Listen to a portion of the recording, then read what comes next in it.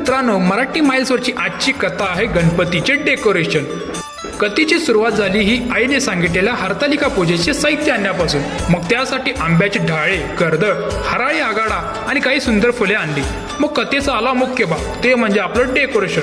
मग टेबल स्वच्छ पुसून ठेवला आणि विचार करत बसलो, काय करायचं. डेकोरेशनचं साहित्य पाहिलं आणि एक मस्तच आयडिया डोक्यात आली. मग लगेच नवीन घरातून पाईप आणि तारा आणल्या. आता नवीन घराची कथा पण काही वेगळीच आहे, येणाऱ्या ब्लॉगमध्ये समजेलच तुम्हाला. तर सुंदर पांढरशुभ्र कापड बॅकग्राऊंडला लावलं आणि तारांचे गोल गोल रिंगा एकमेकाला कनेक्ट केला आणि त्याला एक सिंपल लाईट लावली. मग त्याला प्रॉपर सपोर्ट दिला आणि ढगांचे स्वरूप यावे म्हणून कापूस लावला. आणि सांगू काय, कल्पनेच्या पलीकडे सुंदर डेकोरेशन झालं.